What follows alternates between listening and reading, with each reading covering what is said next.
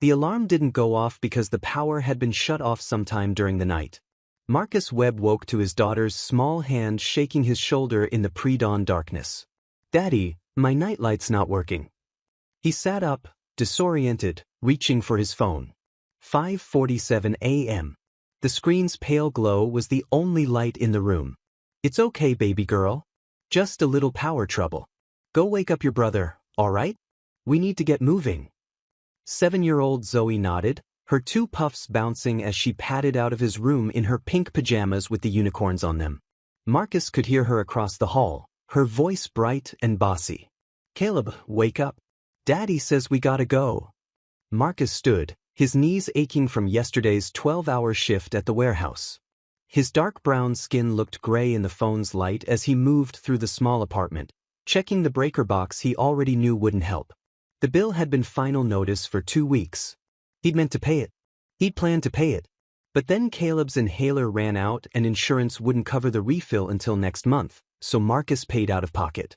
$63 that should have gone to the electric company went to the pharmacy instead. No regrets. His son needed to breathe. If you're enjoying this story so far, don't forget to hit the like button and subscribe. Drop a comment telling me where in the world you're watching from. I love hearing from you. In the kitchen, Marcus opened the fridge out of habit, then remembered. No power meant everything inside would spoil by tonight. He grabbed the milk, still cold enough, and poured 2 bowls of cereal by phone light. Generic brand. The kind that turned the milk gray. Zoe appeared in the doorway, dragging Caleb by the hand. At 5 years old, Caleb was small for his age, his brown eyes still puffy with sleep. "I'm not hungry," he mumbled. "You're eating anyway," Marcus said gently, setting the bowls on the small table. "Both of you. Every bite." While they ate, Marcus moved through the apartment's cramped bathroom, running the water until it went cold. No hot water without power for the heater. He wet a washcloth and cleaned himself up as best he could, then helped Caleb wash his face and hands. Zoe was old enough to handle herself, and she emerged from the bathroom minutes later with her hair freshly picked out into an afro puff. "Daddy, can you do my edges?" Marcus smiled despite everything. "Come here, Zoe." He sat her on the closed toilet lid and worked her edges with the last bit of gel in the jar, smoothing her baby hairs into delicate swirls. His rough hands, calloused from loading boxes and lifting pallets, moved with surprising gentleness. This was their ritual. Had been since her mother died 3 years ago. Keisha would have done it better. Keisha knew all the styles, all the tricks. Marcus was still learning, still watching YouTube videos on his breaks, still asking the older women at church for advice. But Zoe never complained. She just sat still, trusting him completely. "There you go, beautiful girl," he said, kissing the top of her head. "Thanks, Daddy." She hopped down and admired herself in the mirror, grinning at her reflection. By 6:30, they were dressed and ready. Marcus had on his last clean work shirt, dark blue and wrinkled because he couldn't afford to run the dryer. Zoe wore her favorite purple dress, the one with the butterfly on the front. Caleb had on jeans and a Spider-Man t-shirt that was getting too small. Marcus counted the bills in his wallet. 3 20s, 2 5s, and scattered ones. $74. That was it. That was everything until Friday's paycheck, still 3 days away. Rent was late. The power was off. The phone bill was due tomorrow. But today was Wednesday. Today was the interview. 6 weeks ago, Marcus had applied to Meridian Solutions, a mid-sized tech consulting firm downtown.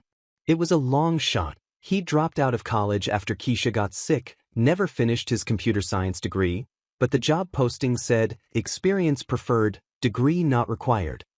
Systems analyst. $52,000 a year. Benefits. Stability. He'd sent in his resume on a prayer, highlighting the coding bootcamp he'd completed online, the freelance web projects he'd done for local businesses, the self-taught skills he'd built during lunch breaks and after the kids went to bed. 2 weeks ago, they'd called him. Asked him to come in. This Wednesday at 10 a.m. Marcus had barely slept since. He dropped Caleb off first at the subsidized daycare 3 blocks from the apartment.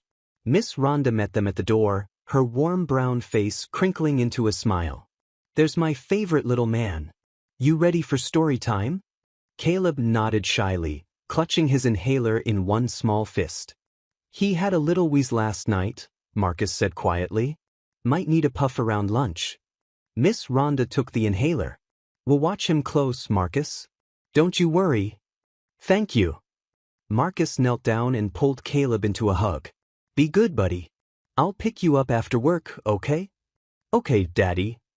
Zoe's school was another 4 blocks. Marcus walked her to the gate, watching as she joined the stream of children heading inside. She turned back once, waving, and he waved back, his chest tight. He checked his phone. 7:52 a.m. The interview was at 10. Meridian Solutions was downtown, 45 minutes by bus. He had time. But first, he needed to stop at the corner store.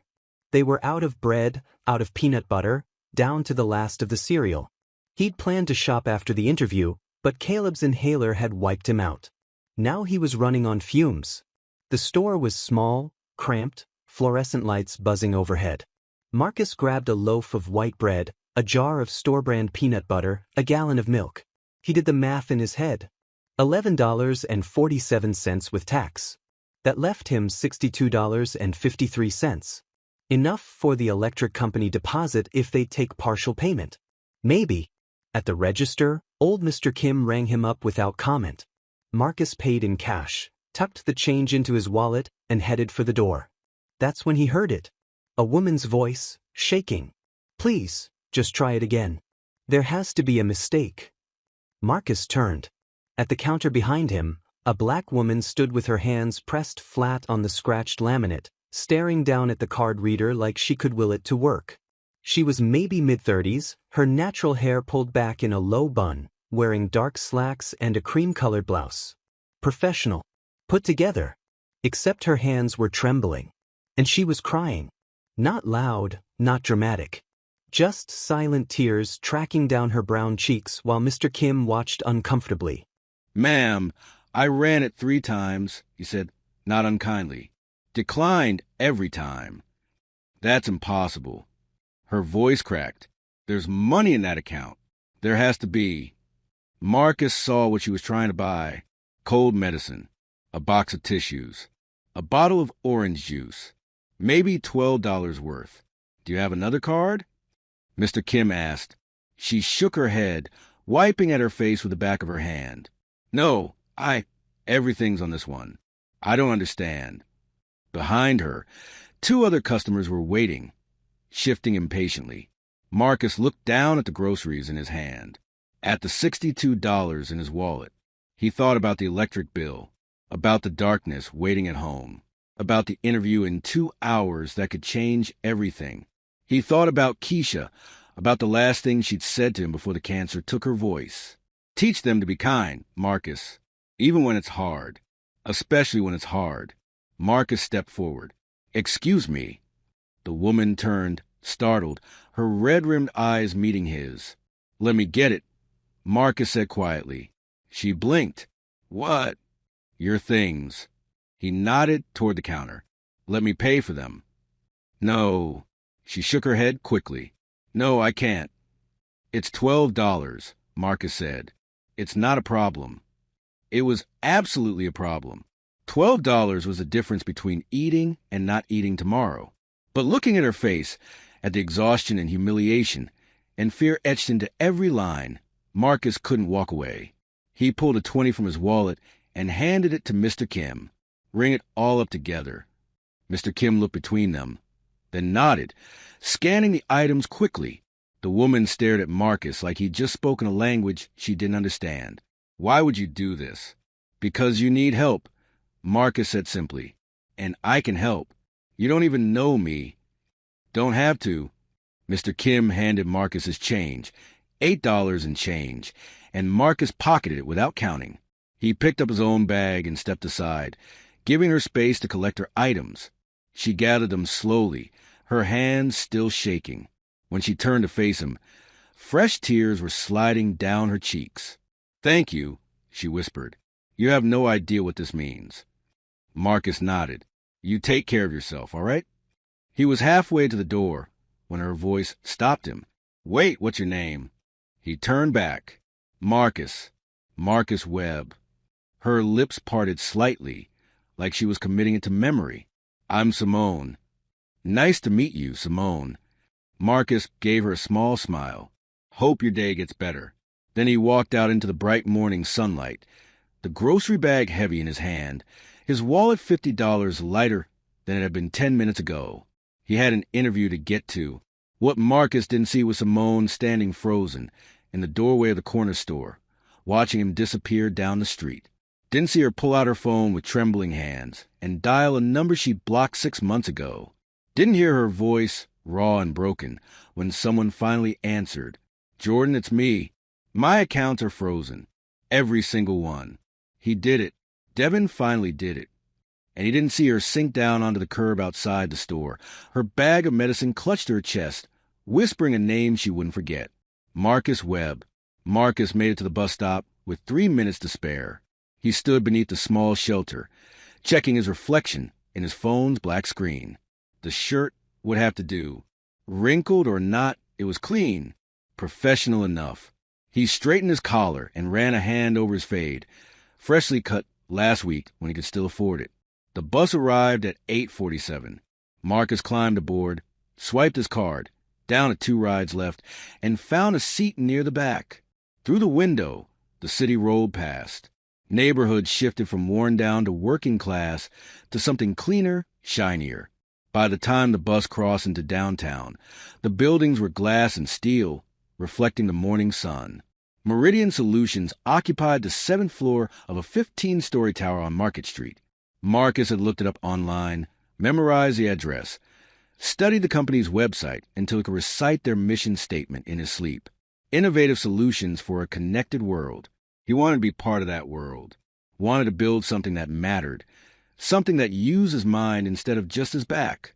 The bus dropped him 2 blocks away at 9:38, 22 minutes early. Good.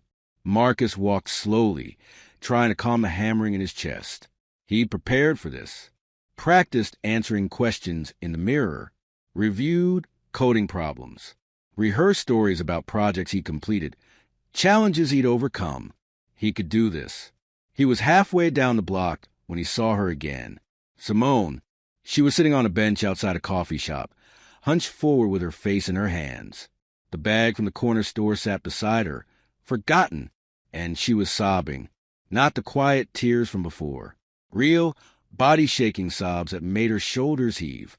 Marcus stopped walking. He should keep going. He was early, but not that early. And this wasn't his business. He'd already helped her once. Done his good deed for the day. But even as he thought it, his feet were carrying him toward the bench. Simone! She looked up, her face wet and blotchy, and for a second she didn't seem to recognize him. Then her expression crumpled. Marcus. He sat down beside her, setting his grocery bag on the ground. What happened? Everything. She laughed bitterly, wiping at her face. Everything happened. Marcus waited. Simone took a shuddering breath. My ex-husband. We've been divorced for 6 months, and he's been fighting me the whole time. The settlement, the business, everything. And this morning I woke up and my accounts were frozen. All of them. Personal, business, everything. Can he do that? No. Her voice hardened. But he has lawyers who know how to make illegal things look legal long enough to destroy me. Marcus frowned. What kind of business? I own a company. Meridian Solutions. She said it flatly, like the words hurt. Or I did. Devin's on the board. He's been trying to push me out since the divorce, and now he's finally found a way. Marcus's heart stopped. Meridian Solutions. The company he was supposed to interview with in 18 minutes. I had an emergency board meeting this morning, Simone continued, not noticing his reaction. They voted to suspend me pending a financial audit. Devin convinced them I've been embezzling. She laughed again, hollow and broken. My own company. The one I built from nothing. And they believe him. Marcus couldn't breathe. I came out here to clear my head, she said. And then I realized I couldn't even buy a cup of coffee, because every card I have is worthless. She looked at him, her eyes red and exhausted. And then you showed up, A stranger who gave me $20 when he probably couldn't afford it. 50, Marcus said quietly. What? I gave you 20 at the store, but I only had $74 total.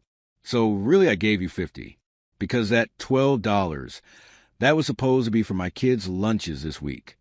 Simone stared at him. I've got an interview, Marcus continued, at your company in 15 minutes. I've been preparing for 6 weeks. It's the best shot I've had in 3 years. The silence stretched between them. Then Simone whispered, Why did you help me? Because you needed help. Even though it cost you. Especially because it cost me. Marcus met her eyes. My wife used to say the measure of a person isn't what they do when it's easy. It's what they do when it's hard. Simone's face crumpled again, but this time it was different. Not despair. Something else. What was her name? Keisha. Is she? Cancer. 3 years ago. I'm sorry. Marcus nodded. Me too. They sat there for a moment. 2 strangers on a bench, carrying weight too heavy for one person alone. Then Simone straightened. Your interview. You need to go. Yeah. Marcus stood, picking up his grocery bag. Good luck with everything. I hope it works out. Marcus, wait. He turned back. Simone was standing now, digging through her purse. She pulled out a business card and pressed it into his hand. This is my personal cell. The number still works. After your interview, call me. Why? Because I want to know how it goes. She paused. And because I owe you more than $20 worth of medicine. Marcus looked down at the card. Simone Laurent, CEO, Meridian Solutions. CEO, the woman he'd given his last $50 to was the CEO of the company he was about to interview with. Simone, I can't. If they find out I helped you, they'll think I was trying to.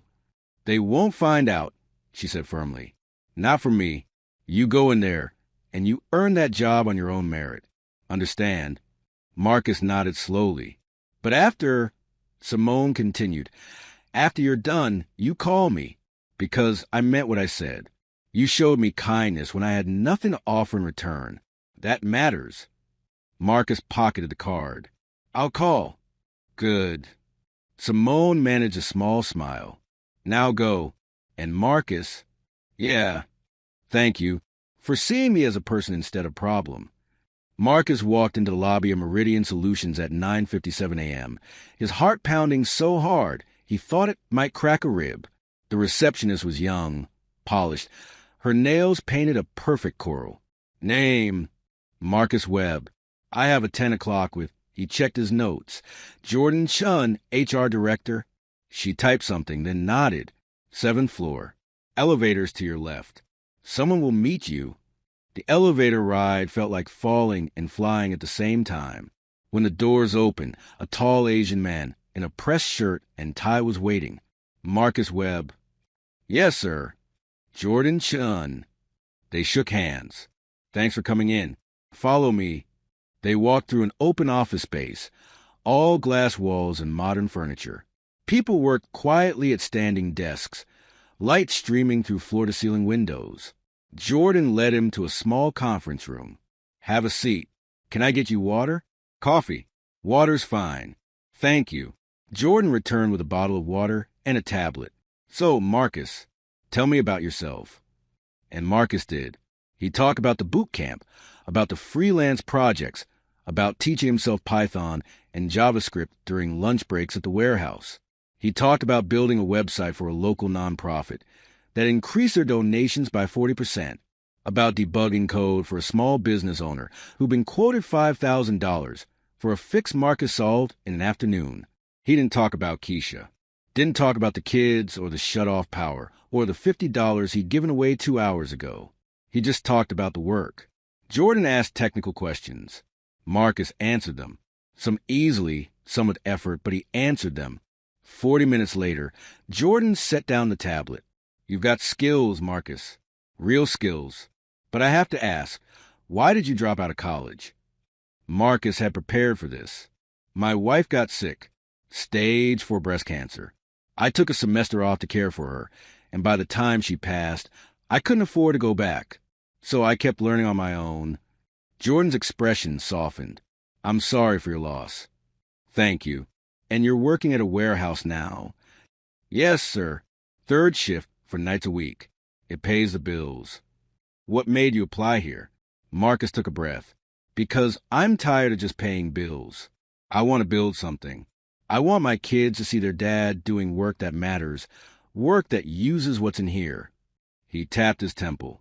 I know I don't have the degree, but I've got the drive. And I'll outwork anyone you put next to me. Jordan studied him for a long moment. Then he stood. Wait here. He left. Marcus sat alone in the conference room, staring at his reflection in the glass wall. His shirt was wrinkled. His hands were calloused. He looked tired, but he'd done his best. The door opened. Jordan returned, but he wasn't alone. Behind him was a white man in an expensive suit, late 40s, with salt and pepper hair, and a smile that didn't reach his eyes. Marcus Webb, the man said, extending his hand. Devin Laurent, I'm on the board here at Meridian. Marcus shook his hand, his stomach sinking. Laurent, Simone's ex-husband. Jordan tells me you've got an interesting background. Devin continued, sitting down across from Marcus. Self-taught developer. No degree. Working nights at a warehouse. Yes, sir.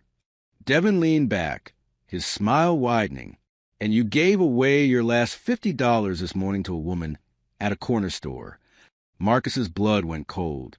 Funny thing, Devin said, that woman, she's my ex-wife, Simone Laurent, CEO of this company.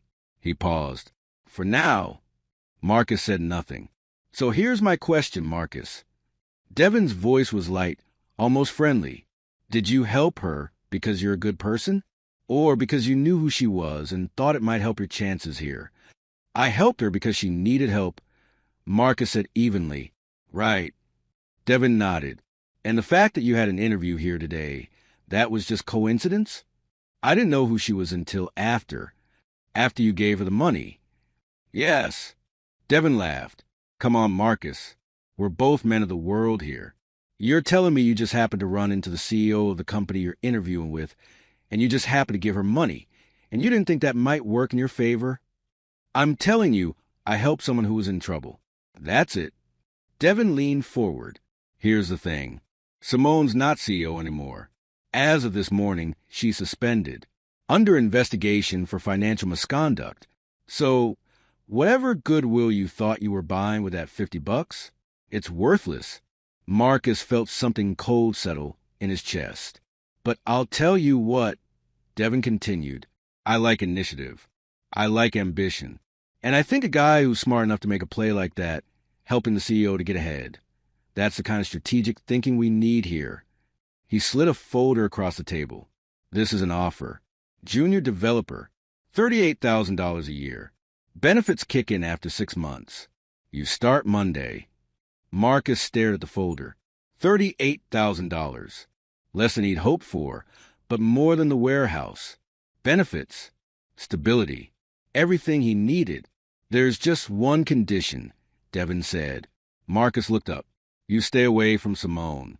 No contact. No phone calls. No favors. She's poison right now, and I don't need her dragging down my new hires. Devin's smile sharpened. Can you do that, Marcus?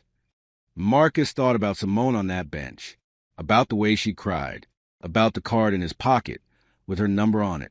He thought about Keisha's voice. Teach them to be kind, Marcus, even when it's hard. He stood. No, sir, I can't. Devin blinked. Excuse me? I appreciate the offer, Marcus said, but I don't work for people who treat others like poison, and I don't turn my back on people who need help. You're making a mistake. Maybe. Marcus picked up his grocery bag, but it's my mistake to make. He walked out. Jordan caught up with him at the elevator. Marcus, wait. It's fine, Marcus said. No, it's not.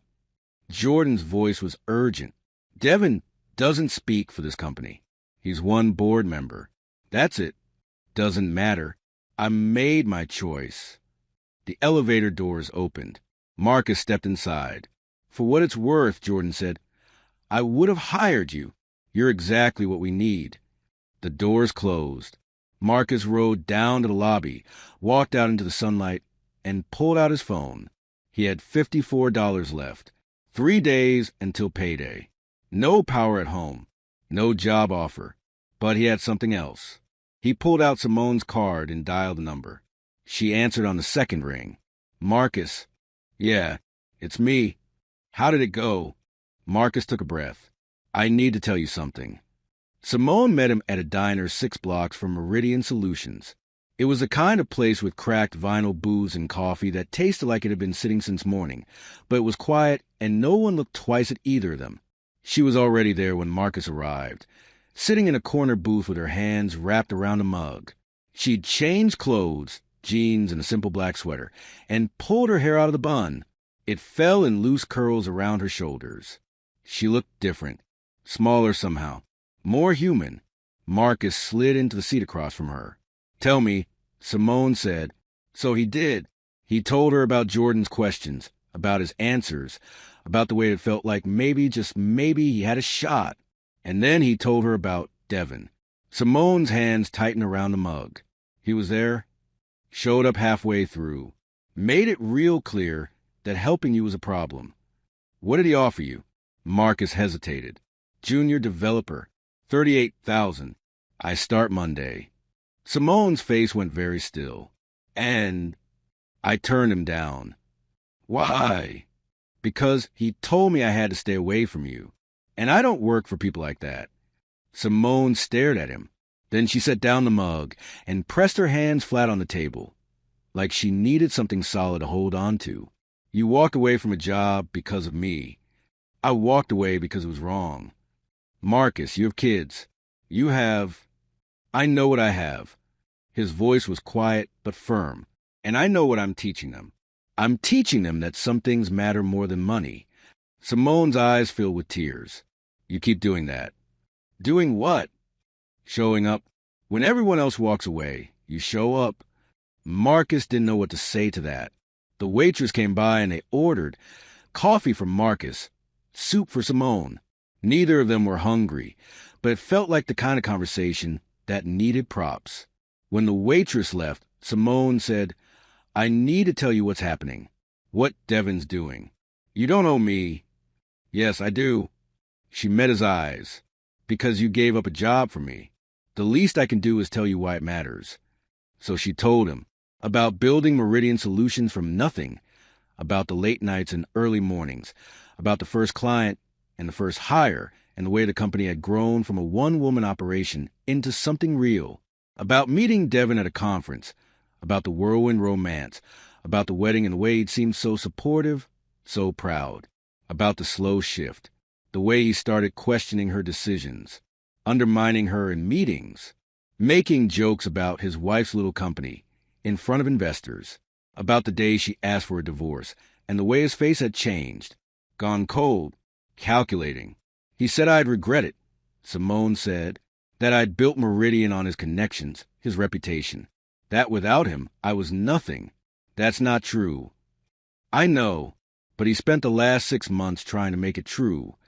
She wrapped her hands around the soup bowl. He's on the board, has allies there. And this morning, he convinced them to freeze my accounts and suspend me pending an investigation into financial misconduct. Did you do it? The embezzling. Simone looked at him steadily. No, then they'll find that out. Not before Devin takes control. That's his play. Keep me suspended long enough to vote me out. Take over as interim CEO. Once he's in, he'll bury the investigation and make sure I can't touch the company I built. Marcus leaned back. Can't you fight it? With what? I can't access my accounts. Can't hire lawyers. Can't even pay my rent next week. Her voice cracked. I have a master's in business administration and 10 years of experience, and I couldn't buy cold medicine this morning. What about family? Friends? Devin was very good at isolating me. And my family? She stopped. My parents wanted me to stay with him. Work it out. They think divorce is shameful. So I'm on my own. The soup arrived. Simone stirred it without eating. I have a question, Marcus said. Okay. Why'd you tell me to call you? After the interview? Simone was quiet for a long time. Then she said, because when you helped me this morning, you didn't ask for anything. You didn't want recognition or gratitude or a favor. You just helped. And I can't remember the last time someone did that. People help each other all the time. Not in my world. Simone's smile was bitter. In my world, everything's a transaction. Everything has a price. But you gave me $50 you couldn't afford and walked away like it was nothing. It wasn't nothing. I know. That's my point. She finally looked at him. You're the first real thing I've encountered in a long time, Marcus Webb. And I didn't want to lose that. Marcus's throat tightened. They sat in silence while the diner hummed around them. Somewhere in the kitchen, a radio played old R&B. Smokey Robinson, maybe? Marcus couldn't quite tell. What are you going to do? He asked finally. I don't know. Simone pushed the soup away. I've been trying to figure that out all day. I have maybe 2 weeks before the board votes. After that, I'm out. What do you need? Proof. Something that shows Devin's behind this. Something concrete. Where would you find that? His office, maybe, or his email. But I can't access the building anymore, and I definitely can't access his computer. Marcus thought about that. What if someone else could? Simone frowned. Who? The IT department. They have access to everything, right? Technically, yes, but they'd never help me. Devin's been very careful about building loyalty. What about Jordan? The HR guy? He seemed decent. Simone's expression shifted. Jordan Chun? Yeah, he was the one interviewing me. Seemed like he actually cared. Jordan's been with the company since the beginning, Simone said slowly. He's one of the only people who hasn't taken Devin's side. Then maybe he'd help. Maybe. Simone pulled out her phone, stared at it. I don't know, Marcus. This is asking a lot. If Devin finds out, then you lose. But if you don't try, you lose anyway. Simone looked up at him. When did you get so wise? Marcus smiled. I'm not wise. I'm just tired of watching good people get crushed by bad ones. Simone held his gaze for a moment. Then she dialed. It rang 3 times before a voice answered. Simone! Jordan, I need your help. There was a pause. Are you okay? No, but I will be if you'll meet me. I can't come to the office, but I'll come to you. Where are you? Simone gave him the address. 20 minutes later, Jordan walked into the diner, still in his work clothes, looking worried. He stopped when he saw Marcus. You. Me, Marcus agreed. Jordan slid into the booth next to Simone. What's going on? Simone told him everything. About the frozen accounts, about Devin's plan, about the vote in 2 weeks. When she finished, Jordan sat back, his jaw tight. That bastard. Can you help me? Simone asked, what do you need?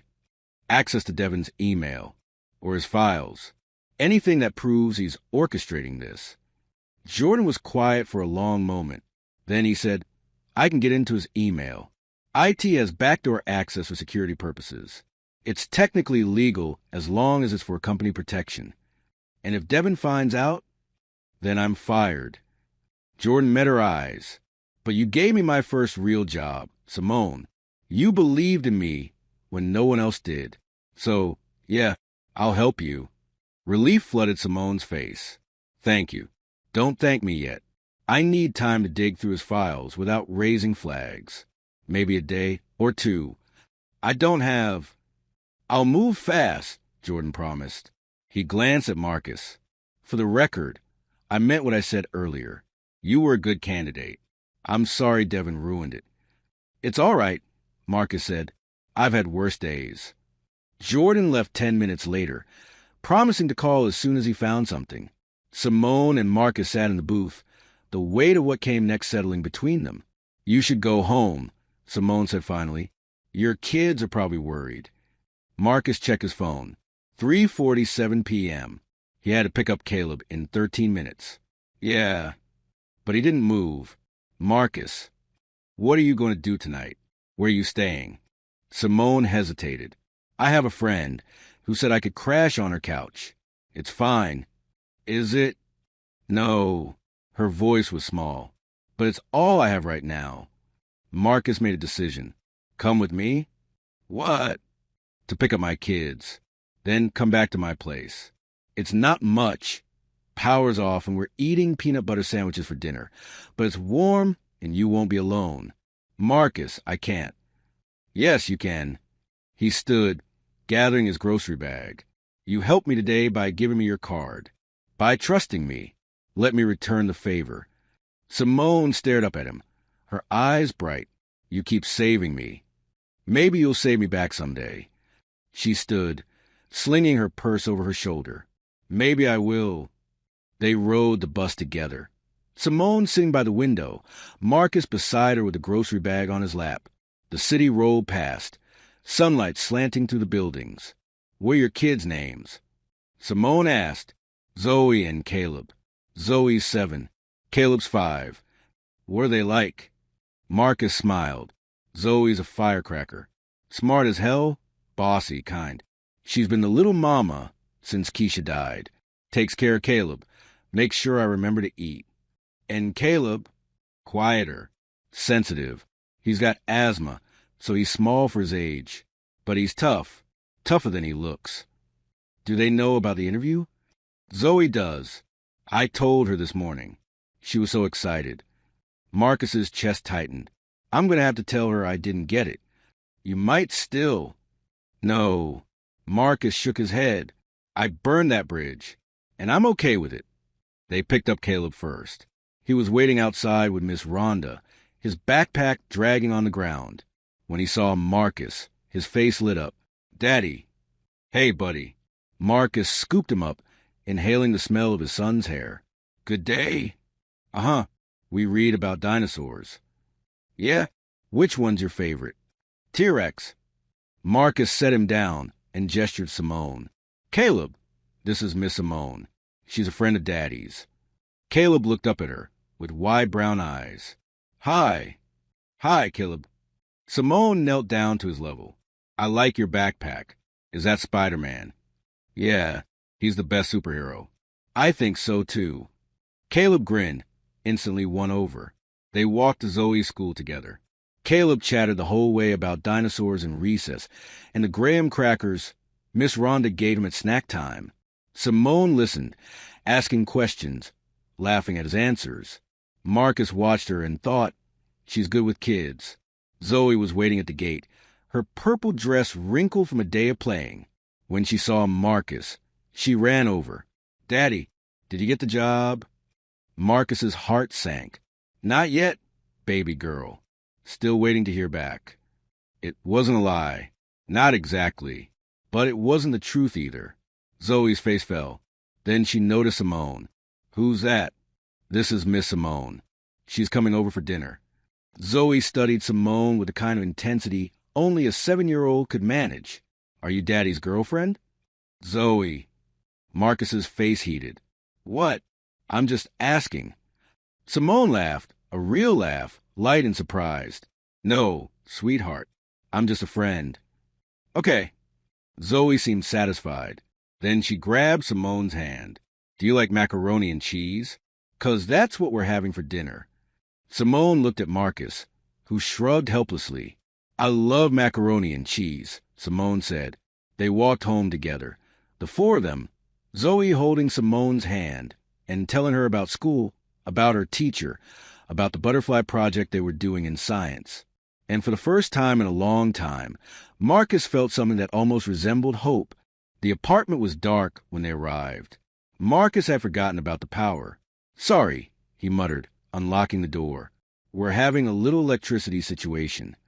Simone stepped inside, her eyes adjusting to the dimness. The living room was small, but immaculately clean. Toys were organized in plastic bins. A bookshelf held children's books arranged by size. On the walls, crayon drawings were taped up, Zoe's artwork, bright and chaotic. And on the shelf, a single-framed photo. A beautiful black woman with warm eyes and a bright smile, holding a newborn baby. Keisha. She was beautiful, Simone said softly. Marcus nodded, his throat tight. Yeah, she was. Zoe tugged on Simone's hand. That's my mama. She's in heaven now. I bet she's very proud of you, Simone said. Daddy says she watches over us, like a guardian angel. I think your daddy's right. Marcus moved to the kitchen, opening windows to let in the fading sunlight. I'm going to make dinner. You guys want to help? I do. Caleb bounced over. Marcus pulled out the bread and peanut butter. All right, PB&J assembly line. Caleb, you're on bread duty. Zoe, you spread. I'll cut. What about Miss Simone? Zoe asked. Marcus looked at Simone. You good with quality control? She smiled. I can do that. They worked together in the small kitchen, the children chattering, Marcus moving efficiently despite the lack of light. Simone watched him, the way he listened to his kids, really listened, the way he ruffled Caleb's hair when he handed over the bread slices, the way he let Zoe lick the spoon, even though it meant there'd be less peanut butter for the sandwiches. He was present, completely, utterly present. When was the last time Devin had been present for anything?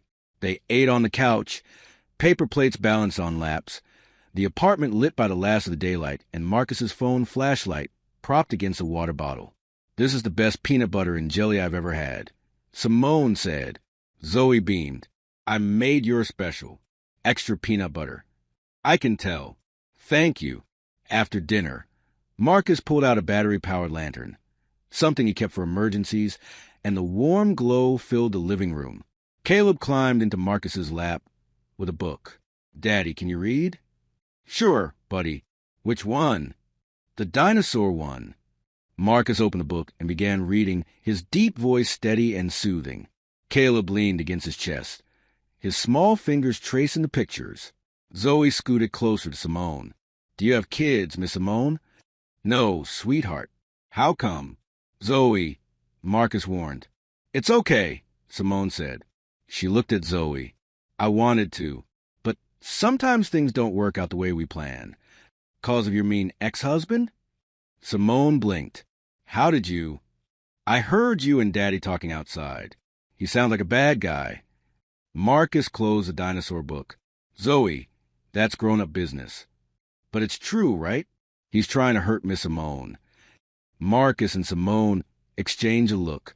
Yeah, Marcus said finally. He is. Zoe's face set in determination. Then we should help her. Like how we help Mrs. Chan when her back hurts, or how we help Mr. Rodriguez fix his car. It's more complicated than that, baby girl. Why? Because some problems can't be fixed with helping hands. Zoe considered this. Then she turned to Simone. Do you have somewhere to sleep tonight? Simone hesitated. I have a friend's couch. You can sleep in my room, Zoe announced. I have a sleeping bag. You can have my bed. Zoe, Miss Simone doesn't want to take your bed. Yes, she does. Right, Miss Simone? Simone's eyes were wet. That's very kind of you, Zoe. But I couldn't. Daddy always says when someone needs help, you help, even if it's hard. Zoe crossed her arms. So you're staying, and that's final. Marcus laughed despite everything. She gets that from her mother. The stubbornness? Simone asked. The kindness. Later, after the kids were in bed, Caleb in his room, Zoe in her sleeping bag on the floor, while Simone protested about taking the bed, Marcus and Simone sat in the living room. The lantern flickered between them. Your kids are amazing, Simone said. They're my whole world. I can tell.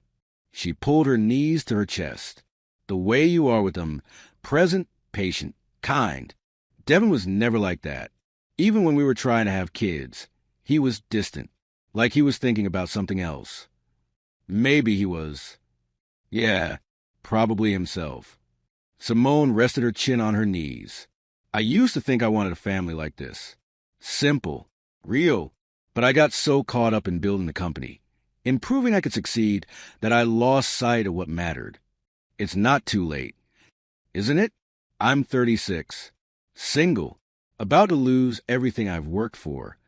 Marcus leaned forward. You're 36, alive, still fighting. That's not nothing. Simone looked at him in the lantern light. How do you do it? Stay hopeful when everything's falling apart. I don't always.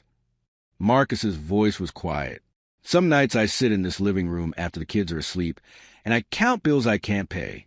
I think about Keisha and how she'd know what to do, how she'd make it all seem manageable somehow. But you keep going, because they need me to. He nodded toward the kids' rooms. They didn't ask for any of this. They just need their dad to show up. So I show up, even when it's hard. Especially when it's hard. Simone wiped at her eyes. I wish I'd met you years ago. Why? Because maybe I would have made better choices. Maybe I would have known what real strength looked like. Marcus's phone buzzed. He pulled it out, Jordan's name on the screen. It's him, Marcus said. Simone sat up straight. Answer it. Marcus put on speaker. Jordan? I found something. Jordan's voice was tight with urgency. Devin's been siphoning money from the company for months. Small amounts, routing them through shell corporations. And there are emails him coordinating with board members, promising them bonuses if they vote you out. Simone. Simone's hand flew to her mouth. How much? Marcus asked. At least $400,000. Maybe more. He's been building a case against you while stealing from the company himself. Can you prove it? I've got the emails, the transfer records, everything. Jordan paused. But if I send this to you, Simone, he'll know I access his files. I could lose my job, maybe face legal action. Then don't, Simone said immediately. Jordan, I can't ask you to. You're not asking. I'm offering. His voice was firm. You gave me a chance when no one else would. This is me returning the favor. Marcus met Simone's eyes across the lantern light. Send it, she said. Already done. Check your email. Simone pulled out her phone, logged into an old personal account Devin didn't know about. The files were their dozens of PDF screenshots, email chains. Evidence. Jordan, Simone said, her voice shaking. Thank you. Don't thank me yet. We still have to figure out how to use this without Devin destroying us all. I'll figure it out, Simone promised. I will. They ended the call. Simone sat staring at her phone, tears streaming down her face. I have it. I actually have proof. What are you going to do? I'm going to the board. Tomorrow, I'm going to show them what he's been doing. Will they believe you? They'll have to. The evidence is right here. Marcus nodded. Then you fight. I fight. Simone looked at him. Will you come with me? To the board meeting? I need someone in my corner. Someone who isn't afraid of Devin. Someone who reminds me why I'm fighting. Her voice cracked. Please. Marcus thought about the warehouse shift he was supposed to work tomorrow night, about the $54 in his wallet, about Zoe and Caleb, and the power bill still unpaid. Then he thought about the woman sitting across from him, broken and brave and refusing to give up. Yeah, he said, I'll come. The Meridian Solutions boardroom was on the 8th floor, all glass and polished wood. Marcus had never been in a room like this, where decisions worth millions were made, where futures were decided over coffee and PowerPoint presentations. He fell out of place in his wrinkled shirt and work pants. But Simone walked in like she owned it, because she did. 7 board members sat around the table. Devin was at the far end, looking relaxed and confident in an expensive suit. His expression changed when he saw Marcus. What is he doing here? Devin demanded. Marcus Webb is here at my invitation, Simone said calmly, setting her laptop on the table. As a witness and friend. This is a closed board meeting, which I called, as is my right as CEO of this company. Simone's voice was steel. Now sit down, Devin. We have a lot to discuss. For the next 30 minutes, Simone laid it all out. The shell corporations, the siphoned funds, the emails coordinating with board members, every piece of evidence Jordan had found, displayed on projector for everyone to see. The room was silent except for her voice. Devin's face went from confident to pale to furious. When she finished, Simone closed her laptop. So, are there any questions? One of the board members, an older black woman named Patricia, spoke first. This is damning evidence. Simone, but how did you obtain it? Does it matter? Simone asked. The evidence is real. It matters if it was obtained illegally. I had help from someone within the company who had legitimate access to these files for security purposes. Devin leaned forward. You hacked my email. I didn't hack anything. I received information from someone concerned about financial irregularities, which, as you can see, were well-founded. Another board member, a white man in his 50s, cleared his throat. Even if this is all true, Simone, you've been suspended pending investigation. You don't have the authority to call this meeting. Actually, Patricia said, she does. The suspension was pending a financial audit. This evidence suggests the audit should focus on Devin, not Simone. Devin stood abruptly.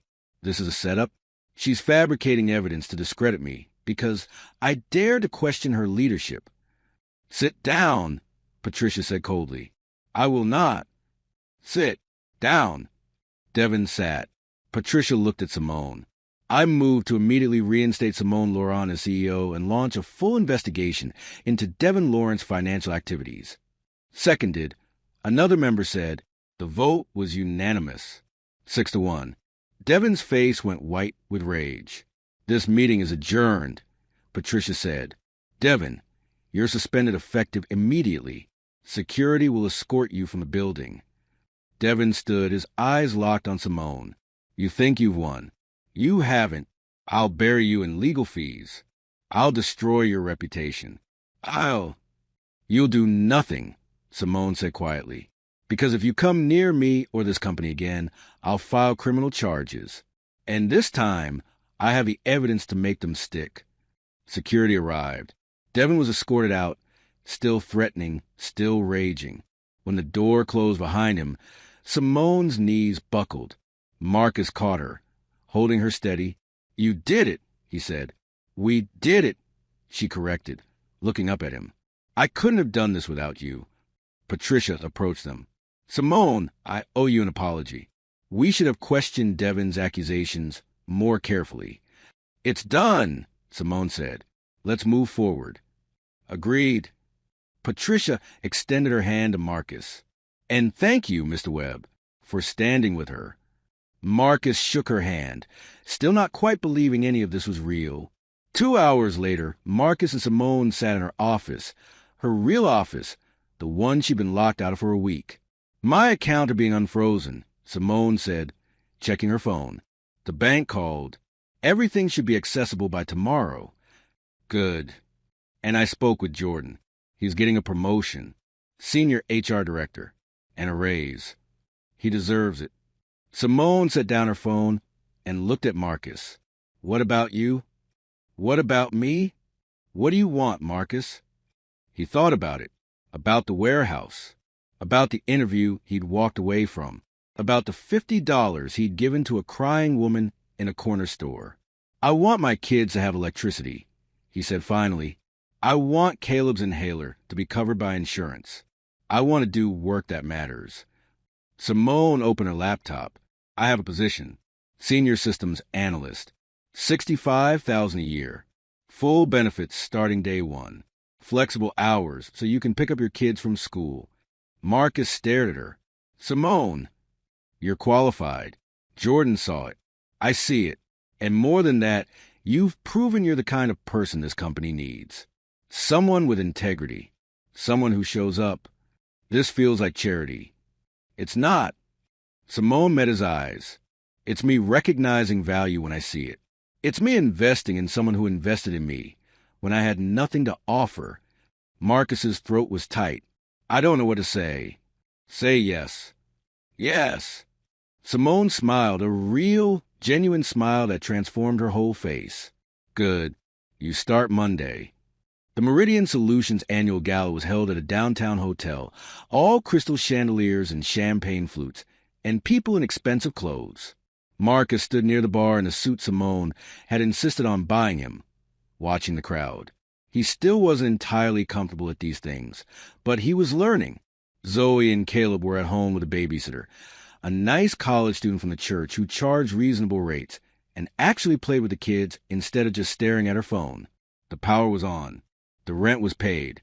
Caleb's inhaler was covered. Marcus had even started saving money, a concept that had seemed impossible 6 months ago. "You look uncomfortable," Simone said, appearing at his elbow with 2 glasses of champagne. "I am uncomfortable," Marcus admitted, taking a glass. "I keep waiting for someone to realize I don't belong here." "You belong here more than half these people." Simone clinked her glass against his. "You built the new client portal. You redesigned our entire data security system. You saved the company $200,000 in the first quarter alone. You're exaggerating." "I'm not." She smiled. "You're brilliant, Marcus. Accept it." He took a sip of champagne, still not quite believing it. Across the room, Jordan waved. Marcus waved back. "He's doing well," Simone said. "HR's never been more efficient. He's good at his job." "So are you." They stood in comfortable silence, watching the party swirl around them. "Simone!" "Yeah, thank you. For everything." She looked at him, her expression soft. "You gave me $50 when you had $74 to your name. You turned down a job to stand by me. You showed up when no one else did. I should be thanking you. We helped each other." "Yeah." Simone's smile widened. "We did." Marcus's phone buzzed. A text from the babysitter. "Caleb's asking when you're coming home. I told him soon. Zoe wants to know if Miss Simone is coming for breakfast tomorrow." Marcus showed Simone the text. She laughed. "Am I?" "If you want to be, Zoe's making pancakes. Fair warning, they're usually burnt. I love burnt pancakes." They left the gala early, taking an Uber back to Marcus's apartment. The new apartment, the one with 2 bedrooms and working electricity, and a park view where Caleb and Zoe played every weekend. The babysitter left. The kids were asleep. Marcus and Simone sat on the couch with the lights low, tired but content. "I have something to tell you," Simone said. Marcus looked at her. "Okay." Devin's lawyer called. "He's dropping the divorce appeals. Signing everything we agreed on originally. It's over. That's good, right?" "It's better than good. It means I'm free. Really, truly free." She turned to face him. "And I've been thinking about what comes next." "What do you mean?" "I mean, I've spent the last 6 months rebuilding the company, making it stronger, but I've also been rebuilding myself. And I've realized something." "What?" Simone took his hand. "The day you gave me that $50, you didn't just help me buy cold medicine. You reminded me what kindness looks like, what strength looks like, what a good man looks like." Marcus's heart was pounding. "I know it's complicated," Simone continued. "I know you're still grieving Keisha. I know your kids come first. I know we work together now, and that makes things messy. But Marcus..." "I'm falling in love with you," Marcus said quietly. Simone's breath caught. "I didn't mean for it to happen," he continued. "But watching you fight for your company, watching you with my kids, watching you rebuild yourself piece by piece. Simone, you're extraordinary. And I think Keisha would have liked you. I think she'd be glad I found someone who makes me want to hope again." Simone was crying now, happy tears streaming down her face. "I'm falling in love with you, too." Marcus kissed her, soft and slow and full of promise. When they pulled apart, Simone whispered, "What do we do now?" "We take it slow," Marcus said. "We figure out together, one day at a time." "I can do that." "So can I." They sat there on the couch, holding each other while the city hummed outside and the future stretched ahead of them, uncertain but bright. Because sometimes the smallest act of kindness create the biggest changes.